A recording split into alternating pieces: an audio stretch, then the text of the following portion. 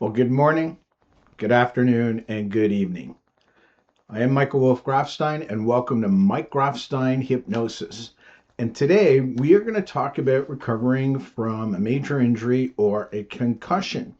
And what happens sometimes, as I briefly mentioned in the last video, is you can get medically cleared, however, there is hesitation. And today we're going to talk about feeling loss of identity, and we're going to look at a way to take that and change that and make that into a positive.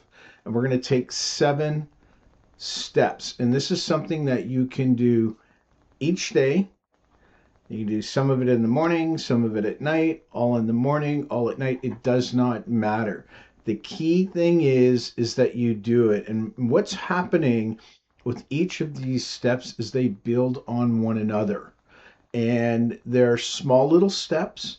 And we know that over time, small little steps add up into something much bigger. And I'll be honest, with somebody that's had over 10 concussions, I really wish I had this when I was younger, because who knows if I would actually be doing this now. But since I did not have that, I feel this is really important. I also feel that what I am doing here is maybe helping you fill a gap. So the first thing is what we want to do is we want to identify ourselves. In other words, you can use the phrase something along the lines of I am the athlete who is confident in their abilities. So that is just one way of looking at it. So you're identifying yourself as somebody who is confident in their abilities. You can say, I am the athlete who continues to grow and learn. Or, I am the athlete that perseveres no matter what. So these are just a couple of ideas for you. And you want to start with the saying is, I am the athlete who, and then write down your answer. And once you've done that, we go to the next one, which is, my body shifts into. So it could be my body shifts into passion. My body shifts into confidence. My body shifts into calm. Or my body shifts into focus. So what's starting to happen now, we have started to plant something up here by initially saying who you are. And now we are now bringing this into the body. Now, the next thing that you want to do is you want to look into the future. And what do you see? And maybe what you are seeing is something to the effect of, I move, again, with confidence. I move with power. I move with strength. That type of it, those types of things. So now what we're doing is we're starting to stack one thing onto another, onto another, onto another. You could also say, my presence feels like confidence. My presence feels like power.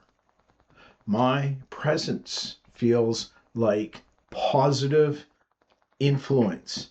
So if you see what's happening, we're starting at one place and we're just stacking, stacking, stacking. And these are small little things. The fourth step is where we get a little bit more into the mind. A couple of things you could say is, I rise into power.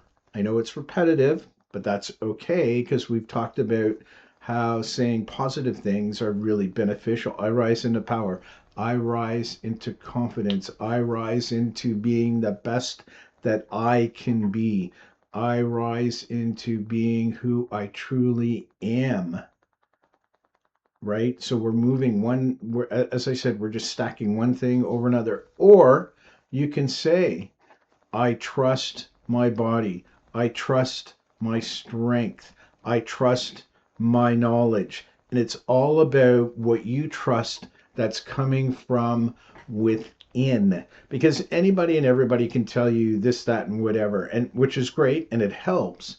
And at the same time, the most important thing, all of this needs to come from you. It needs to come from within, because when you change what's happening from within, your circumstances outside will slowly start to change as well. And you do this enough times, people will really notice a difference, and you may not actually even think anything of it, because you've been doing it and it's almost like it's automatic. It's now really built inside here, and that's really becoming who you are again. The fifth thing you want to do is you want to choose one small action. So we call that a micro action. In other words, today I choose to, and maybe what it is call one of your teammates. Maybe you call and have a quick chat with your coach. Or maybe there is something that you decide to do, maybe at home, that you haven't done. So I choose to call one of my teammates. I choose to call my coach. I choose to work out on my legs. I choose to work out on my arms. I choose to test and work out on my eyes, my reactions. Of course, this all depends on what stage you are in with your concussion recovery. The next thing is you want to do what we call gratitude and evidence amplification. What does that mean? So what you want to do is be grateful, or I am grateful for, and it can be perhaps past accomplishments. It could be I am grateful that I picked up the phone today and spoke to one of my friends. I'm grateful for today because I worked on my reaction time. I am grateful for today because I decided to put my skates on and go for a skate to see how I was feeling. Or I am grateful because I decided to go to the batting cage to see where I am with my batting. It depends. Or I'm grateful that I went to the basketball court and shot a few, took a few shots, maybe attempted a dunk, something along those lines. But the key is it's something simple that you are grateful. And, I'm grateful that I called my teammate because I felt so much better afterwards. Or I'm grateful that I put on my skates because I could really feel my body working, and it's getting better and better each day. So when you say what you're grateful for, say why. So I'm grateful that I'm giving this information because somebody's going to benefit from it. Anyways, back to you. The last thing is you want to say something that is moving you forward, something that is taking you to the next step, to that next level. And you would phrase it in the terms of, I am becoming the athlete who believes 100% in my ability.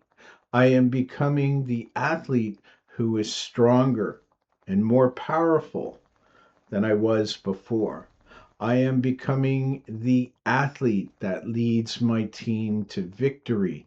I am the athlete who is setting the example for work ethic. So if we look at all these 7 things that I just put forward to you, and you do that on a day-to-day basis, over time, things are going to start to change. And what you will notice, or you may actually not notice, other people will notice there's a change in your attitude. There's a change in your behavior, both on and off the field, the ice, the court. So I highly recommend that you review this video again and maybe take a look at the transcripts, see what you feel is important to you, and take action with this. And I will also say, don't take my word for this if this works or not. That's up for you to decide. I am Michael Wolf Grafstein, and I want to thank you for taking time out of your busy schedule to listen to what I have had to share, these 7 steps to help you get back to where you need to be. And please feel free to comment down below and ask any questions. We will continue this series on areas of hesitation. Today we looked at identity. The next thing that we will be looking at, just give me 1 second here, will be meeting expectations. That's going to be a very interesting one. Anyways, again, my name is Michael Wolf Grafstein, and I want to thank you for listening to this episode on Mike Grafstein Hypnosis. Bye for now.